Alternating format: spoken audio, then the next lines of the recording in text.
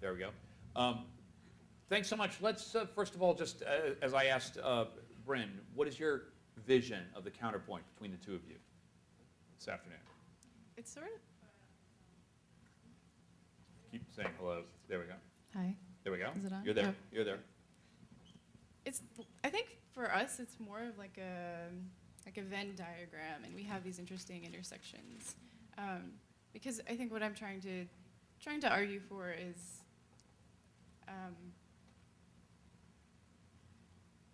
sorry. Well, let me challenge you then on a couple of things. Do you think Pateman believes that democracy and voting is a minimal influence of participants in civic life? A minimal influence. In that her view is that democracy establishes only a minimal participatory component for, I presume she means voters.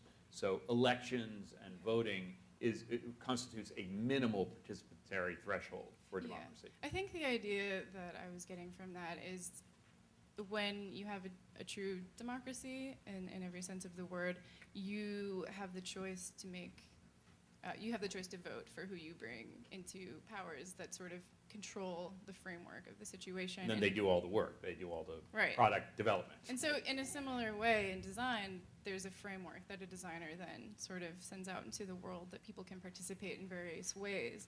And so I just mean to say that without that guidedness, I guess, it's very difficult to accomplish anything.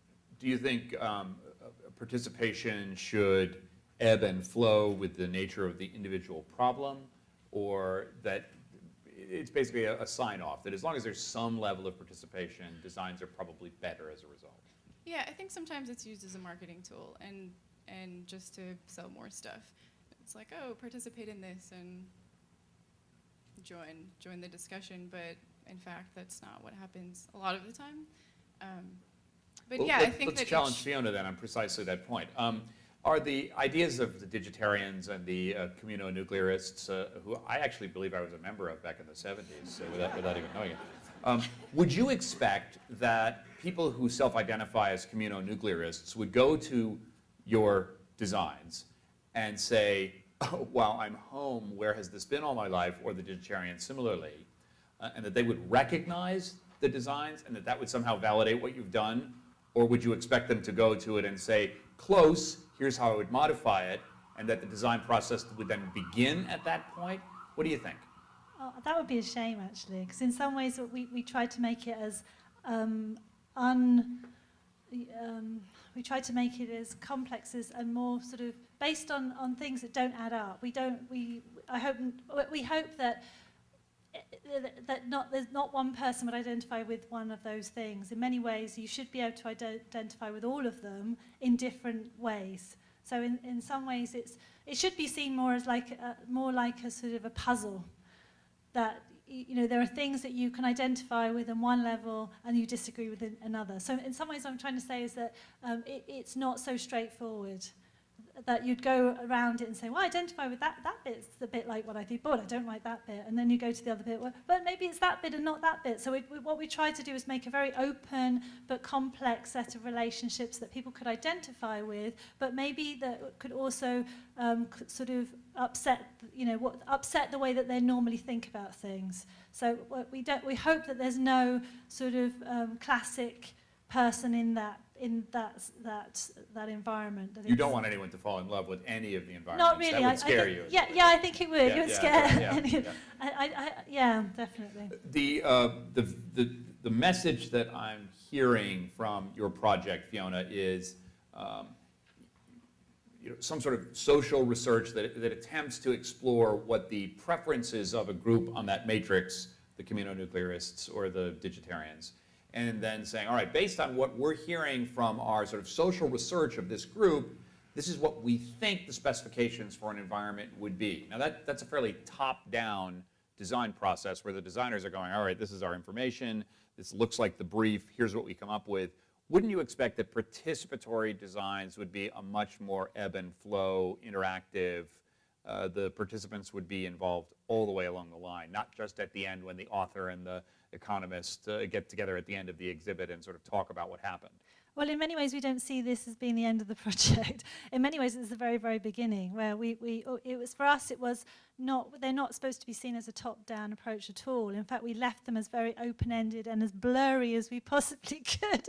We left out as much information rather than putting everything in, so that there was ambiguity in that space, so that, in fact, how someone might read it was ambiguous. That's the whole point in some ways. Well, I have to say the images were really exciting and provocative to me, so I'm interested to know a lot more. Let me talk a little bit more about participatory issues, and then we'll take a break here. A lot of democratic institutions here in the city of New York, if we're talking about Washington, D.C., have within them mechanisms whereby public groups are permitted to comment on processes that then lead to some sort of political outcome, whether it's community boards here in New York, public comment periods for regulations in Washington, which are now going on with the Affordable Care Act. And even we're having this meeting of the board, stockholders, you can show up and be involved. Do you see those processes and those thresholds as fundamentally cynical in the sense that they get token buy-in from the constituent groups, and then it basically gives permission for the institutions to do whatever the hell that they want? Or do you see actual participation, actual input from the so-called users here having an impact on the outcome?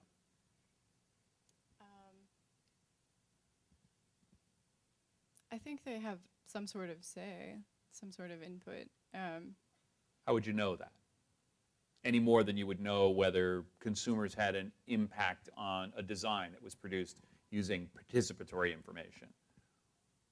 Well, I guess that's part of the point. It's really complicated, and the process, exposing the process, is part of the point. And like what I wanted to try and do is underscore how complex these systems are, and talk more about how we evaluate and what criteria we use to talk about them. Because now, once we have established that people are taking a part, then in the case of product design, I think we should also subject these things to a little bit more criticality than that. So, I actually am impressed by your level of skepticism about these so-called democratic impulses of participatory design and democracy. But I'm wondering, do you have an idealized notion of how it should work in a kind of Socratic, perfect world where, in fact, participation and design worked in some sort of idealized collaborative process? I don't think there is such a thing as an ideal participatory approach, I guess. I think there are interesting ways that it operates, and one of the reasons I asked Fiona to come today was because I think through critical design, that's one possible way forward. By allowing users into the process of design, helping them understand it, by doing it, they can understand the world around them a bit better. And I think that critical design in that way, by presenting or putting forth these speculative design proposals, can sort of challenge the role of the designer and also challenge the role of the user and sort of how those systems work.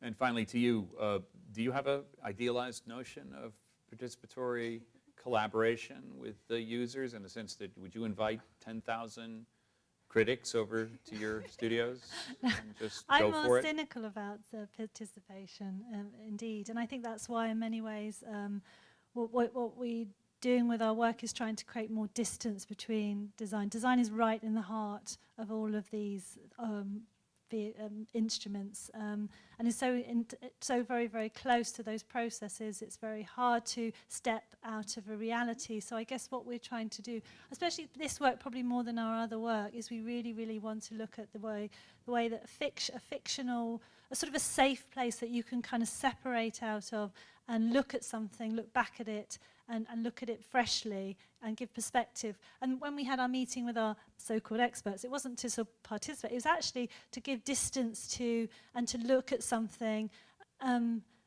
actually, one of the things that came from it, what I thought was so interesting completely, was how multidisciplinary each of their practices are, and how sort of silo-based each of the practices are, and how I don't think they've ever been in a room together and ever talked to each other about what they do and the processes they're in. So the things that span off from it were probably more about the systems and structures at which the professionals operate within.